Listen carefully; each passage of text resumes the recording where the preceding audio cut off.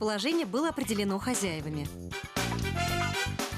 Сооружается подиум, к стенам крепятся направляющие.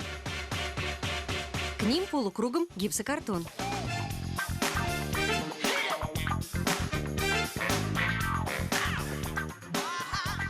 Из печного кирпича выкладывается основание.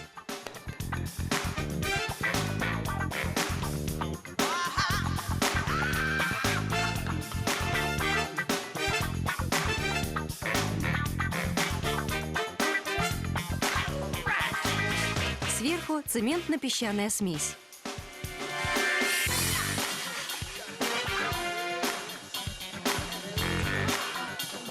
На застывшую поверхность ставится чугунная топка. Затем подъемный механизм для дверцы. Размер портала 50 на 70 сантиметров. Дымоход немецкий, диаметр трубы 200 миллиметров. Она пройдет вдоль стены дома, на улице. Элементы соединяются при помощи металлических хомутов. Монтируются кронштейны.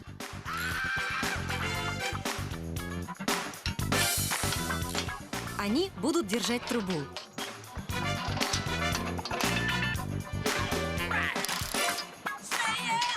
Собираются секции дымохода. Используется керамический герметик.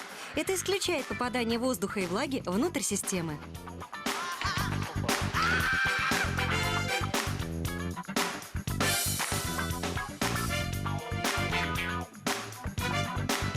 Дымоход.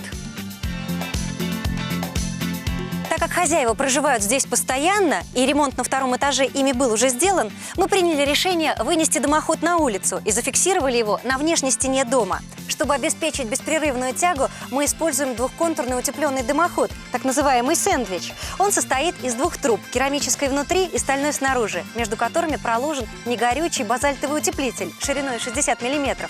Такая система безопасна, она не нагревается.